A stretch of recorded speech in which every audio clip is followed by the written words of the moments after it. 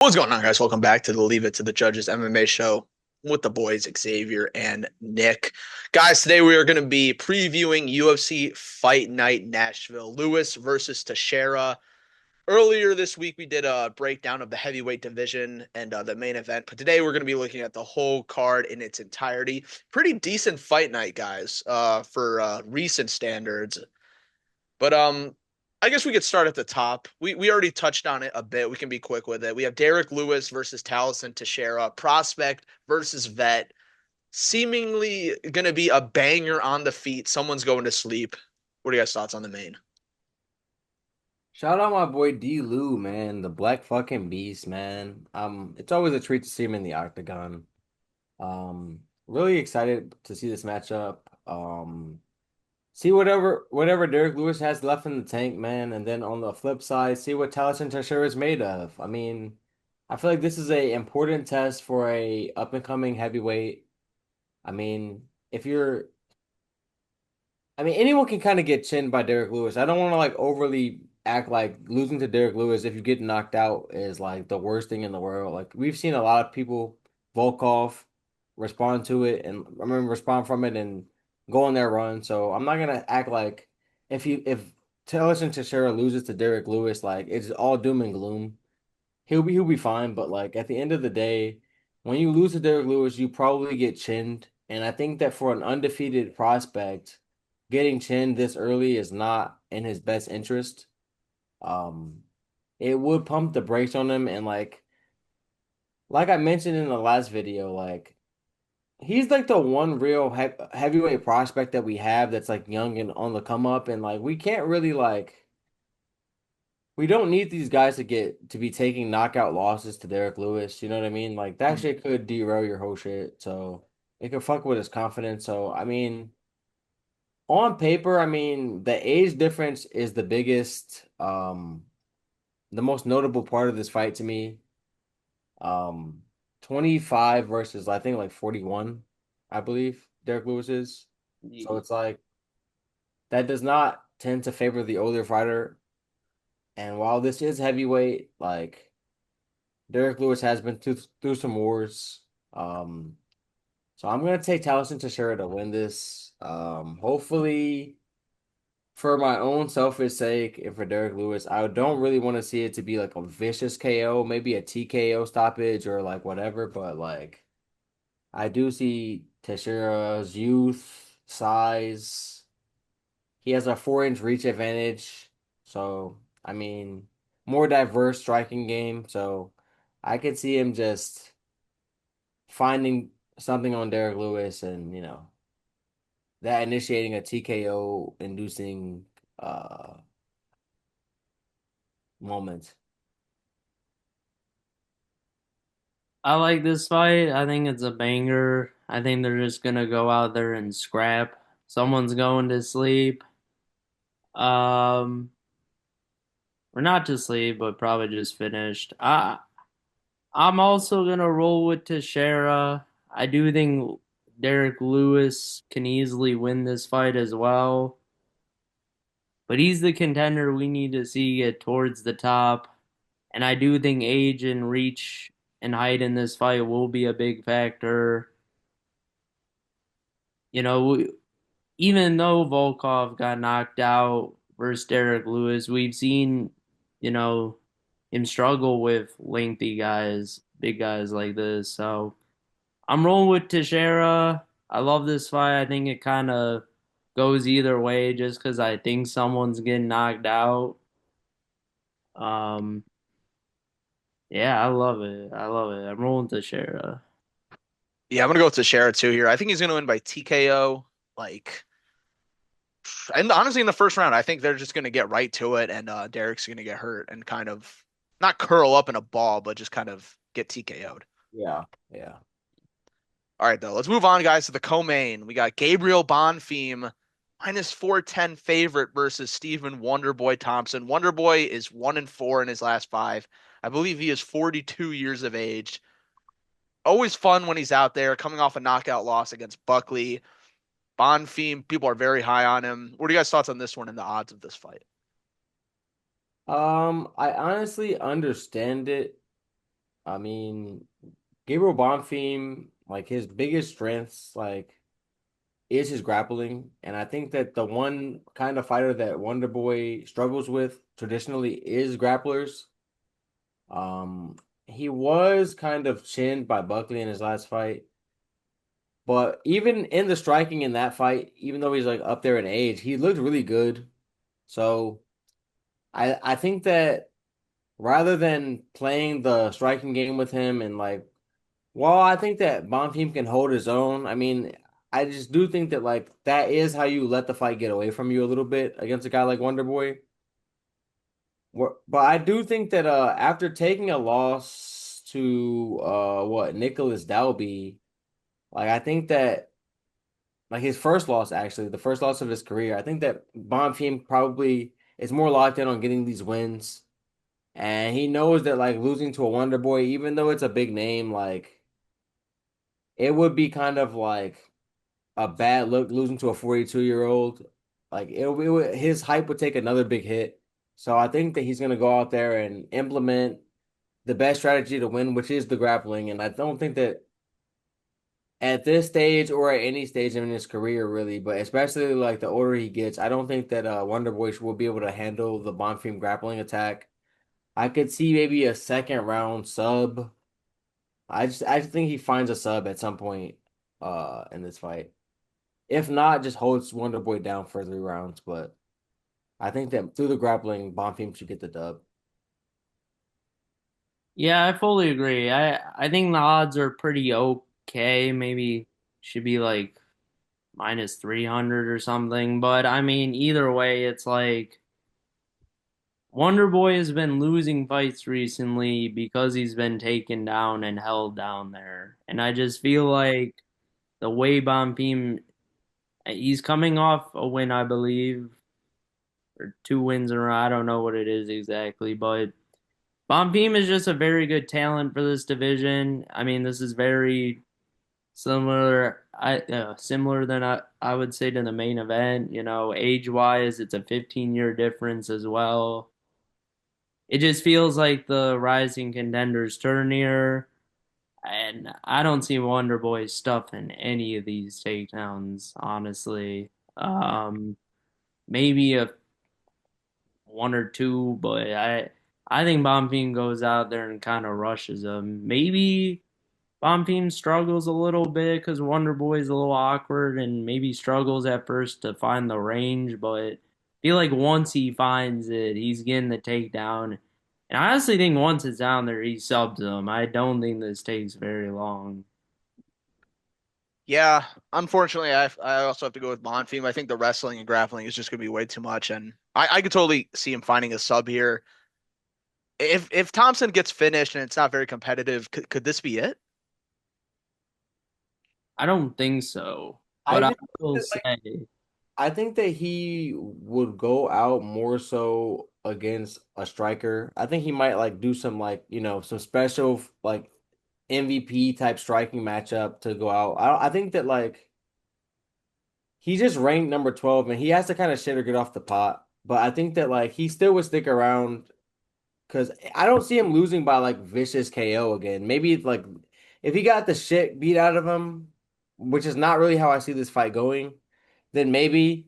But I think that because Bonfim's just gonna sub him up, he's gonna understand like, oh yeah, like I get that, but I can still strike with these guys and like have a fun fight. You know what I mean? I think that his retirement fight should be more something like an MVP crazy matchup or you know what I mean? Something fun. This is not fun. Yeah, I was gonna Gotcha. say I don't think it would be it, but like I think he'd be like two, fun fights away from being done. I mean, he'll fight like 2 fun ones and then be done. He'll probably do until his contract's up, basically. For sure. All right, guys, let's move to the featured fight of the night. Featherweight bout. We have number 14 Calvin Cater versus Steve Garcia. Pretty much a pick'em fight. Cater is on a pretty tough skid here, but he is losing to very elite competition. Steve Garcia, known finisher in there, getting those knockouts. Should be a banger. What do you guys think about this one? Should be a banger. I will say, like, Steve Garcia has gotten some knockouts, like, and all. I think all of his 3 fights in the UFC, if I'm not mistaken. But at the end of the day, like you just mentioned, Calvin Kattar is fighting. Like, who is he fighting? Who is Steve Garcia really fighting? On the flip side, Calvin Kattar is losing to like the cream of the crop in his division, and he's fought like damn near everybody at featherweight at this point. That's a lot of like losses and experience, and outside of getting grapple fucked by Aljo and shit, like which is kind of understandable. I mean, he's always kind of like in these fights until he isn't. I mean, and it's just against a much tougher schedule than Steve Garcia. This might be, you know, Cater's chance to stop the up and coming hype train and just kind of like, reestablish like, hey, I am still decent. Maybe I'm not what I once was, but like I think that Cater should have enough to out experience Steve Garcia here if he doesn't get chinned, but I'm gonna go ahead and pick Calvin Cater to get the mild upset and like, show that like there's still levels to this game. I'm not gonna lie. I think Calvin Cater is about to show some fraud watch in him. He has just not looked good in the last 2 fights. He's old. He's 37. I was never very high on him. I thought he was a decent boxer, and he's gritty for sure. But outside of that, I didn't see a lot. And I just feel like Steve Garcia coming in here with knockout after knockout. I mean, I think he's like on a five, what's he on, like a 4 fight knockout streak right now? Oh, Uh, And I just feel like Cater looking a little older, just a little slower, and especially Steve Garcia coming into his prime because Steve Garcia is not super young. He is 33 coming into this. But MMA wise, he's coming into his prime right now, and Calvin Cater's just not in his prime. I could just see it out there. I just feel like more and more. I feel like the speed is going to be the big thing in this. Steve's also pretty big featherweight as well. He's 6 feet. He's got a 75-inch reach. So I mean, he's pretty big for that weight class. So I could just see him kind of outspeeding him from the outside, putting the jab out there, getting the quick overhand rights. I think honestly, Steve, he doesn't wrestle a lot, but honestly, based on how the last 2 fights have gone, I could see them coming in with that game plan as well and just trying to take him down. I don't know if he's a good enough wrestler to keep Cater down, but Cater's not that good off his back, so I don't know if he can get back up. So I just feel like all signs point to Garcia going into this fight. I wouldn't be shocked if Cater won, but I don't know. He just looks a little more washed to me currently. dang, I'm really torn on this fight. This is tough. I think I'm gonna lean Garcia. Um, yeah, Cater is losing to really, really tough names. I just don't love the way he looks out there, and I think he's well past his prime at this point. I don't think he's gonna get knocked out. I just think Garcia is gonna be more active and landing more shots. So I'm gonna take Garcia by UD here, but close fight, man. All right, let's move down the card. We got a featherweight bout. Nate Landwehr versus Morgan Sharari. Sorry if I said that wrong, but or something like that. It's like some French shit. yeah, Yeah. something French.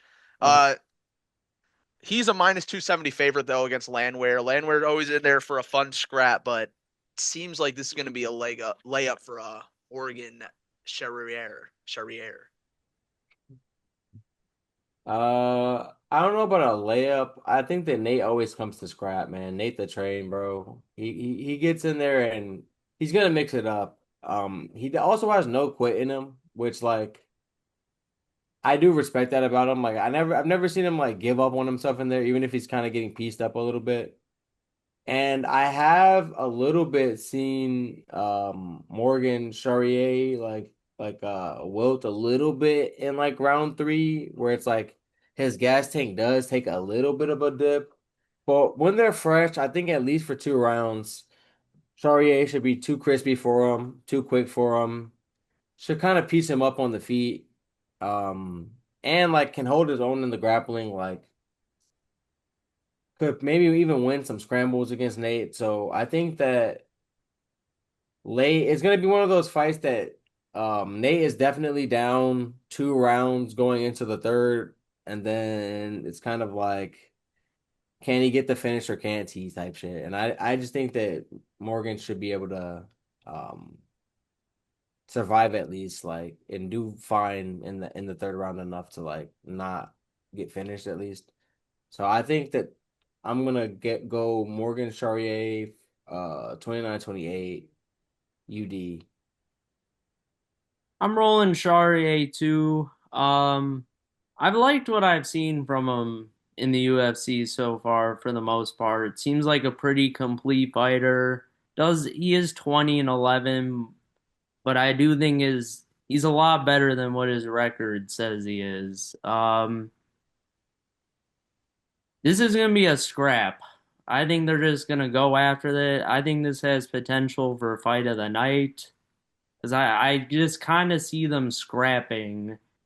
And I do feel like I agree with you, Eggs. Very early on, I think Charrier is going to probably be piecing Landwehr up a little. I think he's going to have the speed edge in this fight. And we're going to have to see late on. But I do think Charrier's been in enough wars to this point and does have plenty of experience where I don't think he'll get finished late, so I agree with the 29-28 sentiment. I could honestly kind of depends what we see in Landwehr. I feel like he's coming off a TKO loss, correct? Yeah, I Oh, think it was the Duho Choi. Yoo Choi, yeah. That was the worst performance I'd seen from him in a while. So I was kind of like, I don't know. I could see Charrier putting him out. I feel like it's more likely Charrier puts him out early, then Landwehr gets him out of there late. Landwehr definitely has that capability. I love watching him fight and just finding these TKOs out of left field. So I think this potential fight of the night, I'm rolling Charrier. All right, let's move on to heavyweight. Biggest favorite of the card, Vitor Petrino versus Austin Lane. -750 for Vitor. Is this justified, and what do you guys see going down here? I mean, I think that Petrino is moving up in weight here. Um, I believe he is. yeah, his last fight was against Dustin Jacoby. He lost to Dustin Jacoby, but I mean like maybe I don't know if maybe that's weight cut shit. I don't know what's going on. Before that, he lost to Anthony Smith by jumping into a guillotine like a reach. So like That's crazy. I am very low on Victor Petrino, but Austin Lane is even worse. Like he sucks ass. He's like the guy, he's the quintessential like heavyweight first test, like level one heavyweight that fucking Roman Despain couldn't beat, and that's why he got fucking cut. Like losing to Austin Lane is like cuttable offense shit. So I mean, like he's basically like the executioner, bro. Because if you lose to him, like you fucking get cut from the UFC almost. But I think that Petrino should be able to more than handle Lane. I think that before he just jumped into a guillotine, I was pretty decently high on Petrino. I mean, he's a Brazilian savage, bro. Like he has a good physicality. I'm intrigued to see how he moves around at heavyweight. I think he could have a speed advantage here at heavyweight. He can have an explosivity advantage at heavyweight. So this might be a good move for him. I can see him doing kind of well up here. Again, like, but you just can't be doing boneheaded things like jumping into guillotines while and like while I do think that Smith has a much better developed ground game than Austin Lane. Obviously, like that shouldn't be a problem here, but like I just based on what I've seen, like Pacino being a minus 750 favorite against anyone is kind of crazy, but That is I insane. do think that he should win this fight and like he should be able to finish Austin Lane with like very little issue. Uh, I mean, I like the odds because Austin Lane is crap. But like, even if like, I mean, Petrino's coming in at 6'2". Like, he's gonna be a smaller heavyweight for the most part. Like, kind of on some Almeida shit. But man, everything I've seen from Petrino, even though he's on a two-fight losing streak, like I've seen him beat better comp than Austin Lane at this point, and like. He's walking through Austin Lane. Austin Lane stinks. I think Petrino kind of beats him everywhere in this fight. The only thing is the size. I think that's the biggest difference. But Austin Lane 37 has looked trash in the UFC, and I mean he's 37, so it's not gonna get any better. He should be cut soon, I would hope, but. Who knows? I think Petrino walks through him, to be honest. I don't know how he wins this fight. I could see him winning in three areas here. TKO, sub, or decision. Like I can kinda he's just better. He's better. 100%. Yeah, I can definitely. honestly see if he just kind of like chose the takedown route and just kind of like subbed him up round one, round two type shit. Just because like he is coming off two losses, and like a lot of fighters, like when they get in that position, they might not take the most risky fan favorite approach. They might like, you know what I mean? Like I need a win here. I can't lose to Austin Lane type shit, and I'm gonna just take him down and sub him up. Right. So I'm gonna predict that sub. All right. Let's go to light heavyweight. We got Junior Tafa making his debut, who's a slight favorite over Tuco Tucoez, fighting out of England at plus 136. What are you guys' thoughts on this one? Tafa making his debut and maybe his future at light heavyweight.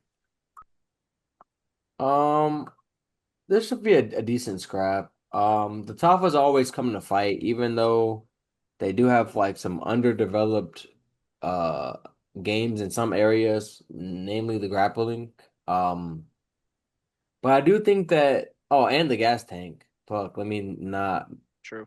mention that. But at the same time, Junior Tafa's cutting down to light heavyweight for the first time. I feel like he should have always been a light heavyweight. The Tafa brothers are kind of lazy, seemingly.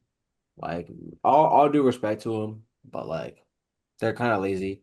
And this is a show of maybe the start of a little discipline, maybe because like just to cut down to light heavyweight, like just to cut it all, even though it's probably not that bad of a cut for him, but it just shows like a level of discipline that like I have not seen from the Tafas, really. They kind of like are there to swing and bang and collect checks Right. to this point. So this does show me that Junior's taking his career a little more serious, which I'm glad because like with the hands, he's really crispy.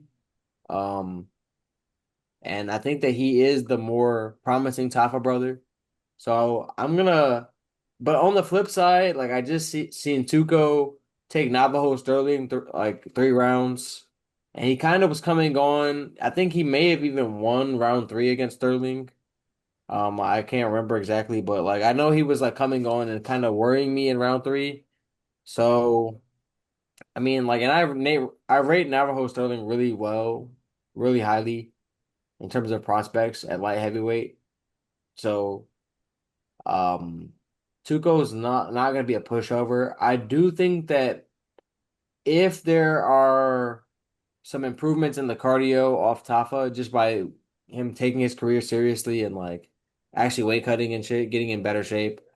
I do think he should be able to box Tuco up for at least 2 rounds and then maybe struggle in the third. But like early, I think Tafa should have some success, and I wouldn't be surprised if he found the chin of Tuco like early. So I'm gonna pick Tafa by either a round one sub or a split decision win if it goes to a decision. I'll lean tough as well. Not very confident though. I just don't. needs to show some improvement in the takedown defense for me personally. I think that's like his biggest weakness. If this is just on the feet the whole fight, I do think he pulls this one out pretty handily, Yeah. either decision or TKO. But Tava to the junior Tava at this point has not shown me good takedown defense whatsoever in his fights. It's how he's lost some of them. It's how he choked a fight to Mohammed Usman that he should have never lost. Not at all. Me off That was hella. crazy. And like I see the power. I think he definitely has good power, decent boxing, decent kickboxing. Like it's pretty decent. But I do agree. I like that he's cutting the weight now. I didn't know he was also at heavyweight. I don't know how Justin Tava hasn't figured that out, even though he's like 9-7 or whatever his record is to like cut some weight and get some wins. But Lazy, bro. I'm telling you. straight up It has lazy. been. Maybe not anymore. Maybe this is a new wave for the Tapas. New Tafa's in town. So I'm rolling Tafa because I do recall Tuco's doing a little bit of wrestling. I don't know if he's good enough to get Tafa down and hold him, but this is definitely not a pushover fight, and I'm worried for the a dog win here. I could definitely see it, but I'll roll with Toffee's coming off a knockout win in the second round, which I like. It wasn't an early one.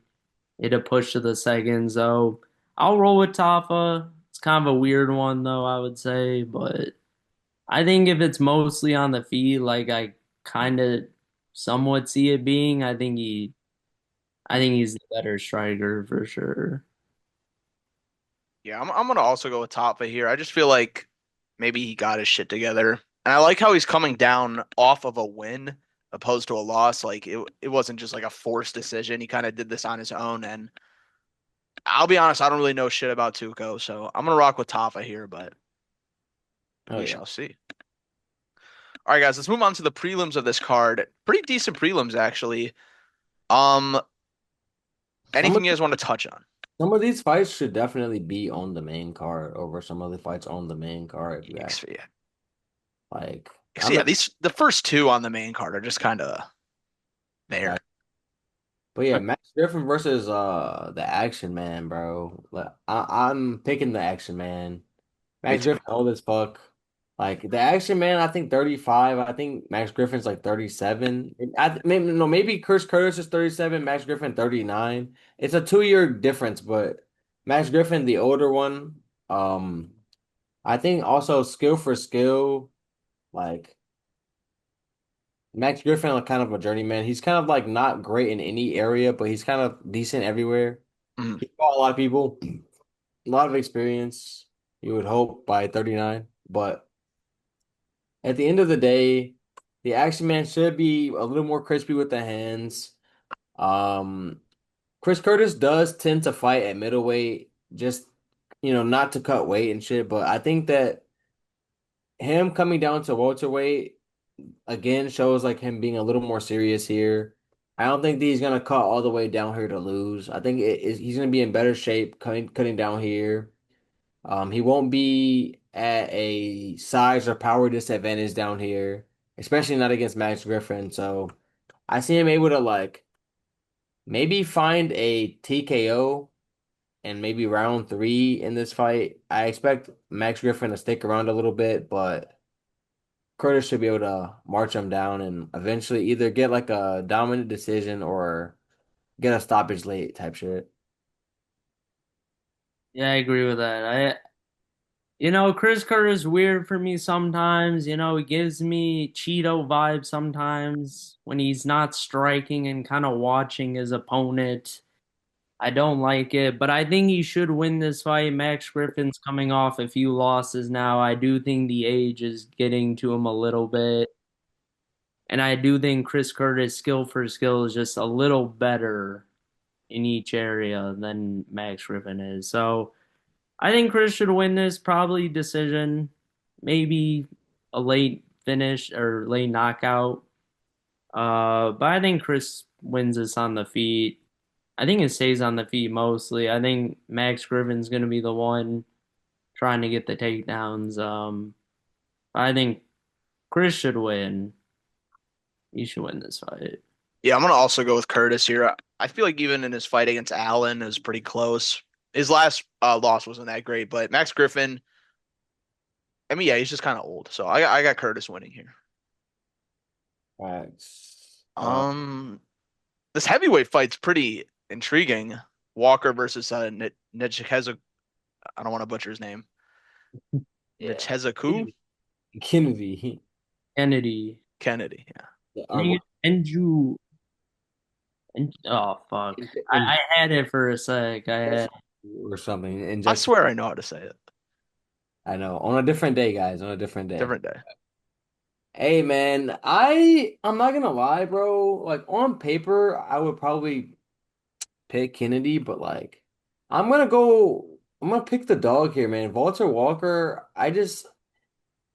he looked shit a couple years ago. Um he looked slow, but then like he cut weight. I think he dropped like 20 pounds. And he has like that wrestling base attack, and I think cutting the 20 pounds, like since then he's looked pretty good. He subbed up Tafa. He subbed up Dontel Mays, which like while these are not like that impressive on paper, like he's just looked a lot better since he cut the weight. He doesn't gas out as much. He is like a pretty imposing guy. He does have, high level bloodline with his brother Johnny Walker, who for all of the chin jokes, like he is a good fighter in there. It's just his chin is just paper. It's not his fault. It is what it is. But he is like very athletic and talented. And I mean, I just think that like Kennedy could struggle with like the pressure wrestling of Walter Walker. I don't know what Kennedy has off his back.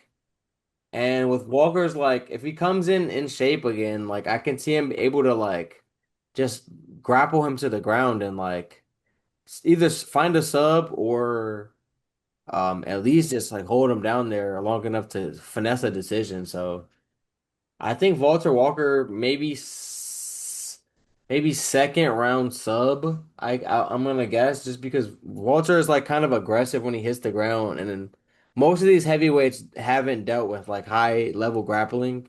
So I think Walter Walker can bust the upset here, man. Uh, it's a tough one. I think it kind of depends which Kennedy shows up on the day because I do think he is sometimes very inconsistent. But I will say when he is on, I do think because I think this is a striker versus wrestler matchup to me.